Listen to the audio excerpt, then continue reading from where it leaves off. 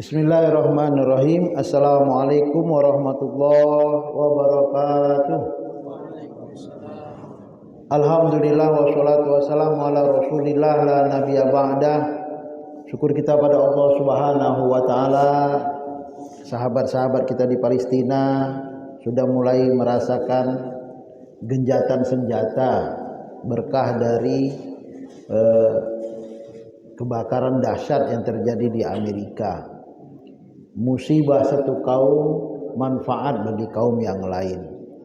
Shalawat dan salam kita sampaikan kepada Nabi Muhammad sallallahu alaihi wasallam, uswatun kita, teladan kita yang diturunkan kepadanya kitab suci Al-Qur'an sebagai pedoman bagi kita umat Islam agar tidak menjadi hamba Allah yang sombong, agar tidak menjadi hamba Allah yang pendendam.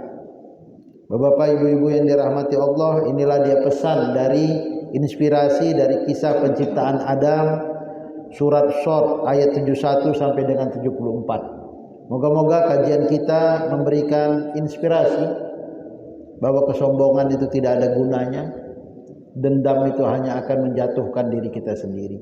Mari sama-sama kita memulakan kajian ini dengan membaca Al-Basmalah. Bismillahirrahmanirrahim.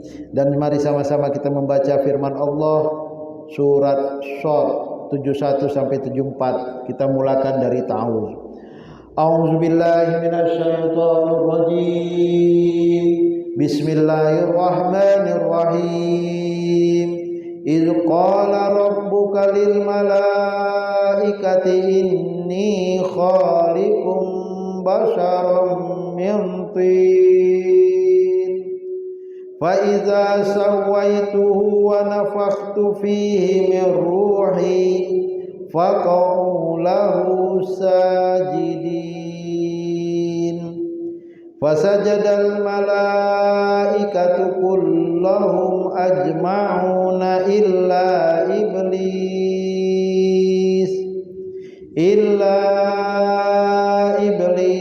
istakbara wa kana minal kafirin. Shadaqallahul azim. Kita mulakan dari ayat pertama, ayat 71. Iz qala, ingatlah wahai Nabi Muhammad. Jadi ini pesan pertama kali ayat suci Al-Quran turun untuk Nabi Muhammad. Sekarang ayat itu berlaku untuk saya, untuk bapak-bapak, saudara-saudara, untuk ibu-ibu, saudari-saudari, untuk kita. Ingatlah wahai Ustadz Jainal, ingatlah wahai bapak-bapak. Iz qala, ketika Tuhanmu, Rabbuka, Tuhanmu wahai Nabi Muhammad, Tuhanmu wahai Ustadz Jainal, Tuhanmu wahai bapak-bapak, Tuhanmu wahai ibu-ibu. Artinya apa? Kita punya Tuhan dan Tuhan punya kita. Kita dekat dengan Tuhan dan Allah dekat dengan kita. Sama seperti kita berkata, ingatlah ketika ayahmu berkata. Artinya kita punya ayah. Tapi kalau ayahnya sudah meninggal, lain ceritanya. Ingatlah ketika emakmu berkata, hormati ayahmu. Berarti emak itu sayang dengan kita.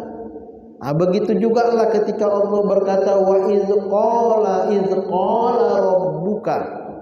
Ingatlah ketika Tuhanmu wahai Ustadz Jainal, Tuhanmu wahai Nabi Muhammad, Tuhanmu wahai bapak-bapak, ibu-ibu berkata kepada malaikat, lil malaikah.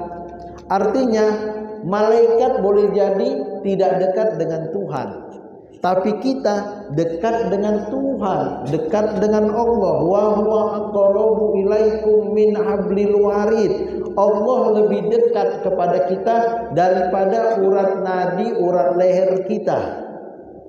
Bayangkan dekatnya Allah sehingga kita tidak ada alternatif kecuali kalau mau hidup bahagia dekatkan diri kita kepada Allah. Apa kata Allah kepada malaikat? Yang di sini menggunakan kata Rabbuka. Seharusnya bisa wa iz qala Allahu lil malaikah, tapi Allah enggak menyebut kata Allah loh. Allah menyebut kata Rabbuka.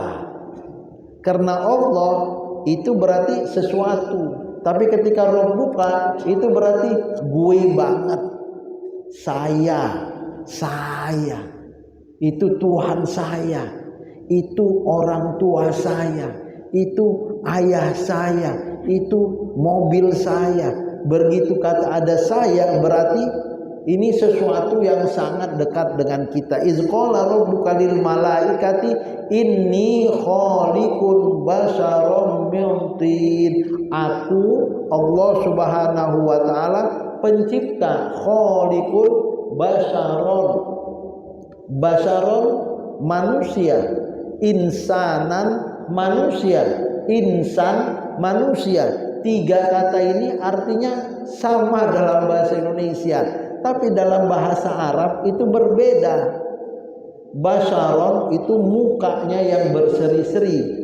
Insanan itu berarti manusia dalam sisi terkadang ada lupanya.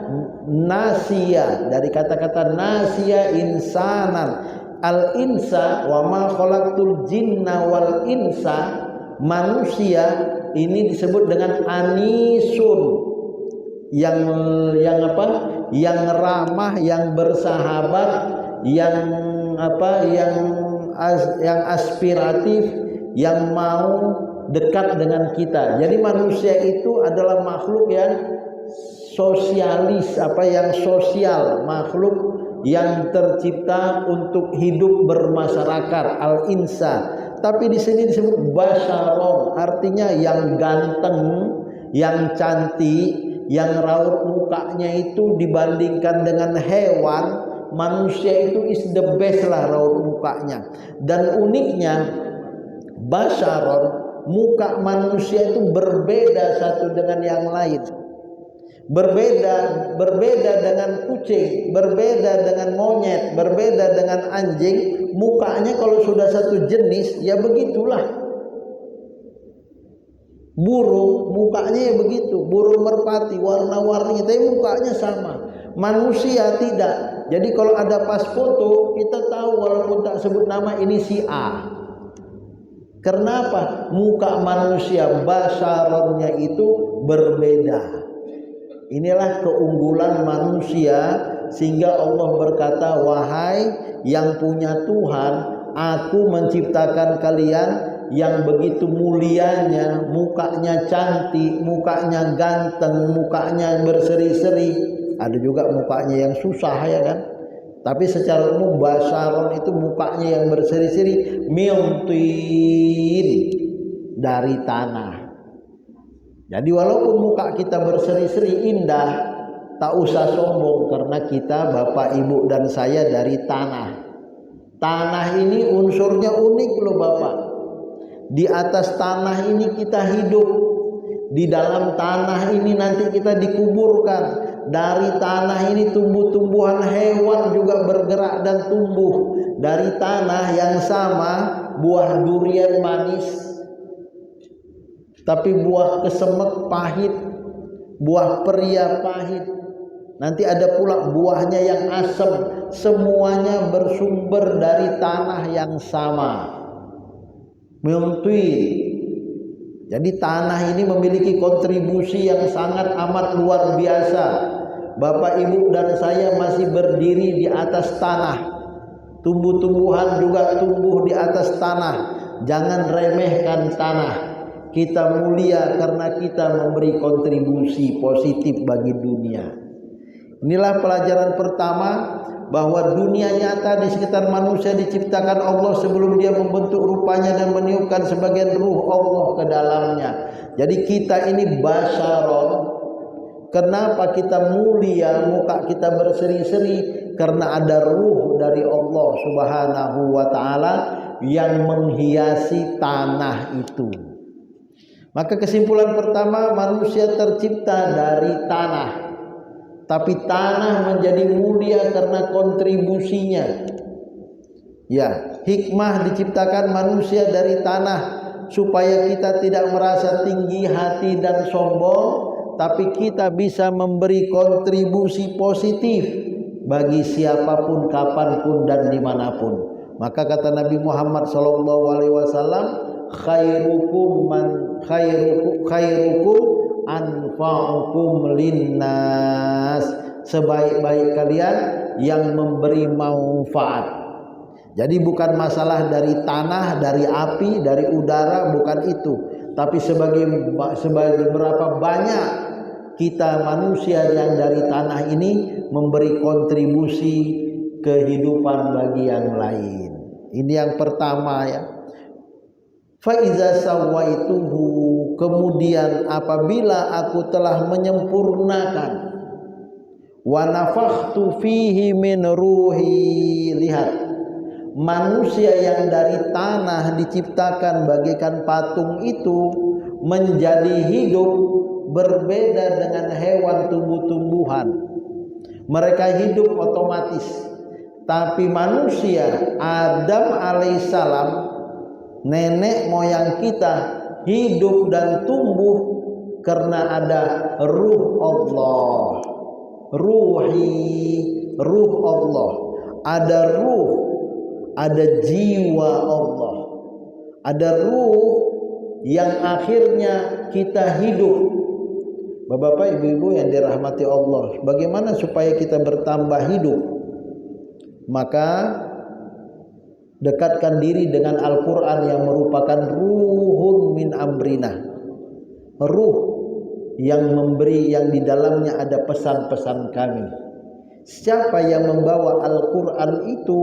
Tanazzalul malaikatu waruh, diturunkan oleh para malaikat dan ruh. Siapakah ruh di sini? Malaikat Jibril. Jadi Bapak, Ibu, kita ini punya cas baterai yang harus kita cas. Apa itu? Ruh kita. Kita ini makhluk ruhani yang menempel di jasad tanah itu. Makhluk ruhani ini harus dicas. Sebagaimana Bapak Ibu punya HP harus dicas. Kalau enggak nanti lobet, mati rohani kita tinggal jasad bagaikan tengkorak. Enggak tahu halal, enggak tahu haram, enggak tahu ini humanis, sisi-sisi manusia. Itulah yang terjadi bagi bangsa Israel atau didukung oleh Amerika yang membantai anak-anak perempuan di Palestina. Itu enggak ada ruhnya, enggak ada sisi kemanusiaannya, enggak ada sisi kehidupannya. Dia sudah bagaikan robot yang tak tahu kasihan. Kalau robot terkadang pun dia masih memiliki rasa kasihan ketika dititipkan rasa kasihan itu dalam diri robot. Manusia yang tak punya ruh bisa lebih kejam dari binatang, bisa lebih kejam dari robot. Maka kita ini harus menghidupkan ruh kita. Kalau ruh kita hidup, faqa'u lahu sajidin. Adam disuruh Allah untuk sujud. Kok Adam? Malaikat disuruh Allah untuk sujud kepada Adam. Malaikat diperintahkan untuk menghormati bapak-bapak dan ibu-ibu sebagai manusia. Jadi perintah sujud itu masih terus berlangsung. Bukan saja untuk Adam, tapi seluruh manusia itu dihormati oleh malaikat selama kita dekat dengan ruhnya Allah, beriman, bertakwa, melakukan kebaikan. Malaikat sopan, malaikat hormat kepada kita, malaikat melayani kita, malaikat melindungi kita. Wa yahfazunahu min baini aydihim wa min khalfihim wa an aymanihim wa an syama'ilihim. Akan dijaga oleh para malaikat Bapak Ibu di depan, dijaga malaikat, wa min khalfihim, di belakang dijaga malaikat, di sebelah kanan dijaga kita oleh malaikat, di sebelah kiri kita pun dijaga oleh malaikat. Yahfazunahu min amrillah, supaya kita semua tetap dalam koridor perintah Allah. Faqaulahu sajidin. Kenapa malaikat diperintahkan oleh Allah untuk menghormati Adam, menghormati manusia? Karena kita punya ruh Allah, karena kita beriman taat kepada Allah. Apakah seluruh malaikat? Tidak. Malaikat dunia saja yang disuruh untuk sujud menghormati Adam dan anak cucunya. Sementara malaikat di al-mala'il a'la, di sidratil muntaha, mereka bertasbih, bertahmid hanya untuk Allah Subhanahu wa ta'ala. Maka ada malaikat yang kita kenal, malaikat Ridwan, penjaga surga, Malik, penjaga neraka, pencabut nyawa Israfil, kemudian peniup sangkakala Israel dan Israfil, kemudian malaikat pentul menulis amal baik amal buruk, kiraman katibin, pencatat menanya amal-amal kita, nungkar dan nangkir, malaikat yang menuruni rezeki Mikail. Semua malaikat ini berkhidmat untuk bapak-bapak dan ibu-ibu. Dan setiap kita, setiap bapak, setiap ibu punya malaikat juga. Saya punya malaikat khusus untuk pemberi rezeki, malaikat khusus untuk pencabut nyawa. Bukan berarti kita semua ini yang mencabut nyawa cuma satu malaikat, tidak. Ada 6 miliar penduduk dunia, ada 6 miliar malaikat pencabut nyawa. Ada 6 miliar malaikat pemberi rezeki, ada 6 miliar malaikat pemberi apalagi pencatat amal baik amal buruk. Apakah itu berlaku untuk hewan dan tumbuh-tumbuhan? Tidak. Inilah dia Allah Subhanahu wa ta'ala menghormati nenek moyang kita Adam dan kita sebagai anak cucunya. Manusia menjadi makhluk mulia berkat roh, unsur rohani yang dititipkan Allah pada diri kita. Jadi Bapak Ibu dan saya, kenapa kita bisa saling menghormati? Karena kita punya ruh. Kita senang kalau lihat kawan kita senang. Kita berempati, rasa sedih ketika kita melihat kawan kita di Palestina tersiksa. Dan kita juga empati, sedih ketika melihat kawan kita terbakar di Amerika. Inilah dia ruh. Tapi ada orang yang tak sedih karena ruhnya sudah hilang. Orang pun tak hormat dengan dia. Jadi Bapak Ibu yang dirahmati Allah, pelajaran kita dari kisah Nabi Adam ini, hari ini kita menyalakan on fire, menyalakan rohani kita dengan tadarus Al-Quran. Maka yang kedua, manusia makhluk spiritual. Jadi kita ini bukan makhluk jasmani, kita makhluk spiritual yang menetap di unsur tanah. Ya, kita ini makhluk langit yang turun sebentar ke bumi untuk naik lagi ke langit. Kita ini makhluk surga yang turun ke bumi untuk pulang kembali ke surga. Jangan dibalik, kita ini bukan makhluk yang taunya makan, minum dan tidur. Itu perlu, tapi yang lebih perlu dari itu bagaimana kita berakhlak mulia, menumbuhkan sisi-sisi rohani kita, memiliki simpati dan empati, tahu melihat orang susah kita pun prihatin, melihat orang senang kita pun bahagia. Inilah sisi-sisi ruh yang dititipkan Allah kepada makhluk pertama, manusia pertama Adam alaihissalam, dan berlaku bagi Bapak Ibu sampai saat ini. Fasajadal malaikatu kulluhum ajma'un. Lihat, semua malaikat bumi sujud hormat patuh kepada perintah Allah untuk Nabi Adam alaihissalam. Kenapa? Karena ada ruhnya. Anda sopan, kami segan, ya kan? Anda baik, kami hormat. Tapi kalau Anda kurang ajar, kami tak respect. Itu kaidah umum.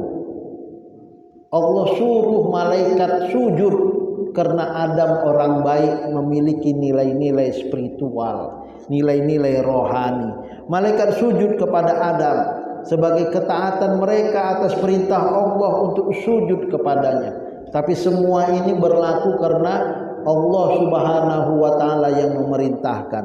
Bapak Ibu yang dirahmati Allah, kita akan lanjutkan ayat terakhir ya sebelumnya. Dengan unsur spiritual ini manusia mulia dan malaikat pun menghormati. Ya. Ya. Mereka mendefinisikan orang mulia itu siapa? Orang-orang yang tak pernah menyakiti apapun dan siapapun. Sampai semut pun tak pernah disakiti secara sengaja. Lihat. Jangankan kawan satu kantornya, jangankan atasan apalagi bawahannya, semut pun tak disakiti orang mulia. Kalau ada orang itu kita sangat respect, sangat hormat, sangat segan. Ih bapak ini, saya pernah ketemu dengan orang Saudi, pimpinan dari sebuah universitas. Saya tahu biasanya orang Saudi agak sengak gitu ya, agak sombong gitu. Tapi begitu saya ketemu dengan dia jauh ya, kita buka pintu, assalamualaikum ya ustazi, dia langsung keluar dari kursi, dari tempat duduknya, dia datangi kita ke dekat pintu itu, disalaminya, dipeluknya, padahal saya tak kenal dia, dia pun tak kenal saya. Hormat betul dia dengan kita sebagai murid, apalagi kita menghormat betul lah kepada dia sebagai guru. Wah, ini betul-betul pendidikan saya lihat. Saya tak tahu ngapain saya datang ke sana, tapi kesan saya melihat dia, waduh, betul-betul guru, pendidik, bukan sekedar pengajar. Inilah manusia mulia, tak menyakiti siapapun, illa iblis. Tuan-tuan yang dirahmati Allah, iblis itu bukan malaikat. Perintah sujud kepada malaikat. Jadi kalau iblis tak sujud tak apa-apa sebenarnya. Tapi Allah marah. Kenapa? Karena Bapak Ibu yang dirahmati Allah, tidak ada makhluk yang senior dibandingkan Nabi Adam. Nah, kadang kita di dunia kerja kan seperti Pak Ustaz kemarin sering juga, misalnya kita senior di satu tempat, tiba-tiba ada juga yang naik itu expert gitu. Tapi yang naik, misalnya yang di atas kita, yang junior masuk. Nah, kita nggak perintah beliau lah. Nah, apakah sifat kita itu merupakan bisa dibilang turunan dari iblis juga, Pak Ustaz? Namun kan yang kita lawan bukan Tuhan, gitu. Iya. Hanya manusia juga. Gitu. Nah, itu Pak Ustaz, mohon penjelasannya. Iya, benar sekali apa yang disampaikan. Kalau lihat ceritanya kan begitu. Jadi kenapa kok Islam sampai memperhatikan yang itu pula gitu ya kan? Yang penting kan hablum minallah ya kan? Tapi tidak, hablum minallah dan hablum minannas. Jadi kalau saya nggak suka dengan orang, saya benci dengan orang, apa rupanya rugi saya dengan Tuhan? Allah mengatakan kau bermasalah. Kau bermasalah. Kau bukan orang baik. Jadi disitulah Islam, itulah Islam, tidak saja hubungan baik kita secara vertikal, tapi juga Islam itu sangat memperhatikan hubungan kita secara horizontal. Bahkan ada orang yang mengatakan hubungan kita secara vertikal kepada Allah itu mudah diselesaikan dengan taubat dan istighfar, mohon ampun kepada Allah. Tapi dengan manusia itu bisa menjadi panjang. Walaupun kata pendapat yang lain, selama kita minta baik kepada Allah sesama manusia pun masih bisa diselesaikan oleh Allah Subhanahu wa taala. Tapi tentu saja ada hubungan yang harus kita selesaikan dengan sesama manusia.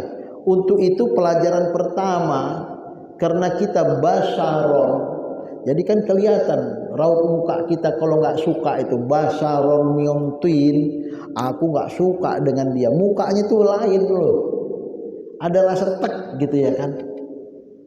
Maka ceritanya kesombongan ini bukan dengan Tuhan, tapi kesombongan dengan sesama. Kenapa kok peduli kali? Karena kita basyaron, muka kita itu harus berseri-seri, harus happy, harus bahagia dengan siapapun yang harus kita temui di kantor. Ini kan permasalahan utama mindset kita. Kenapa rupanya kalau dia junior, toh rupanya dia diangkat? Belajarlah dari siapapun walaupun itu mungkin lebih rendah dari kita. Akhirnya kan begitu, anak Adam, si Qabil, si Habil yang membunuh si Qabil, atau si Qabil yang membunuh si Habil, itu akhirnya kan belajar menguburkan saudaranya itu dari siapa? Dari ghurab, dari burung apa tuh ghurab itu? Burung apa tuh yang hitam itu namanya? Gagak ya, gagak, dari burung gagak. Artinya manusia pertama belajar menguburkan saudaranya itu dari binatang, dari burung gagak. Faba'asallahu ghuraban liyuriyahu kaifa yuwari sawata akhi, maka Allah mengutus burung gagak yang pada waktu itu dia bertarung dan satu mati, dan burung gagak itu mengkais-kais tanahnya kemudian menguburkan bangkai dari burung gagak itu, dan kemudian Qabil melihat, oh begini cara menguburkan jenazah yang sudah mulai membusuk. Artinya belajar dari junior, belajar dari makhluk yang lebih hina itu bukan sesuatu yang hina loh.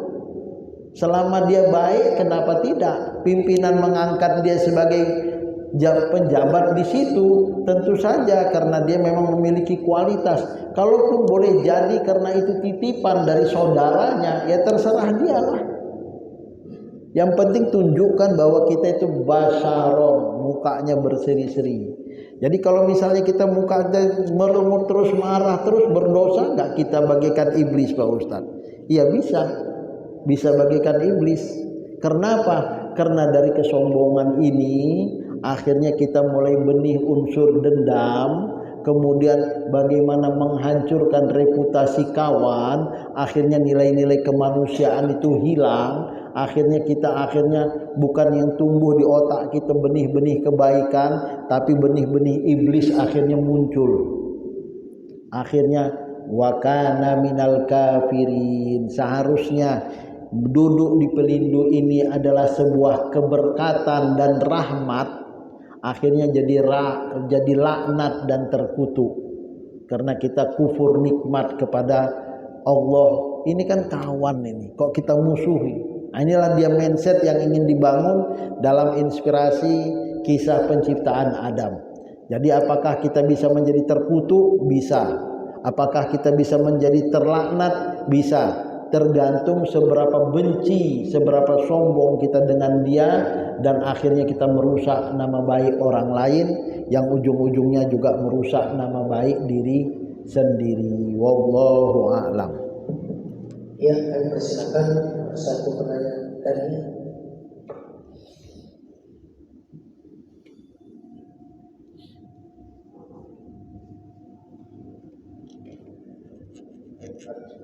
Ya. Saya Nasrani kan ada dosa warisan, di mana Nabi Adam yang membuat, tapi dosa itu diwariskan kepada seluruh manusia. Tinggal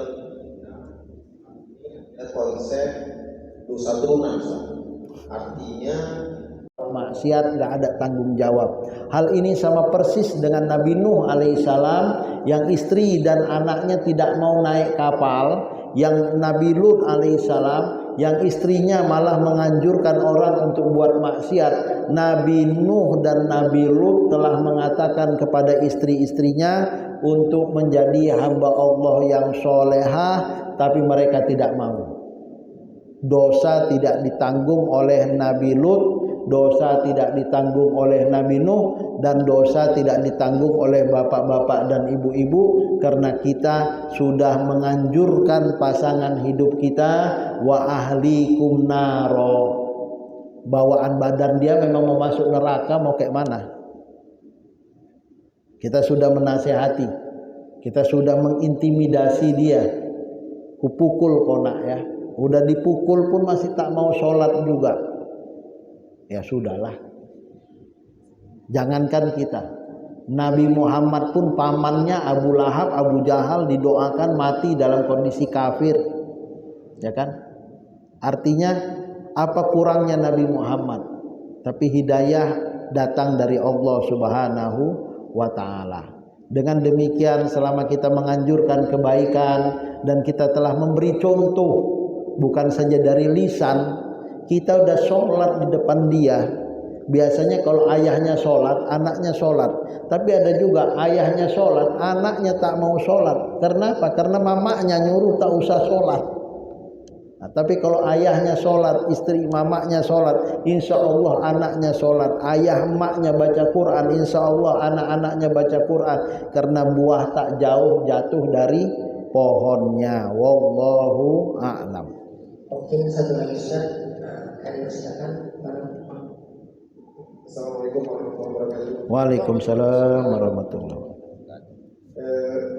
Bertanya Ustaz, berkaitan dengan ayat ini. Jadi kan kalau kita urut kisahnya sebelum Adam lahir ini kan sudah ada iblis, ada malaikat dan makhluk Allah lainnya. Iblis seperti diungkapkan di awal tadi adalah semacam merak. Artinya memang dia yang berkualitas. Lalu Allah menciptakan manusia. Ini dalam konteks kehidupan. Terkadang dalam katakanlah dalam instansi ada karir-karir orang-orang yang kita kader menjadi karir-karir calon-calon pemimpin. Lalu tiba masanya kita memilih ketua tim. Lalu ketua tim ini kita impor dari luar. Kalau melihat kisah tadi, ini kan Allah aja ditentang sama kader yang sudah dipersiapkan, yang sudah paten gitu ya. Jadi kalau kita, apakah kita bisa mengambil iktibar dari kisah ini sebagai inspirasi? Kalau sudah ada pola karir yang bagus, jangan kita rusak dengan mengimpor orang dari luar.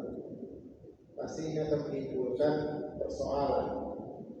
Ya sudah, buatlah pola karir yang baik, sehingga inilah yang akan menjadi pemimpin.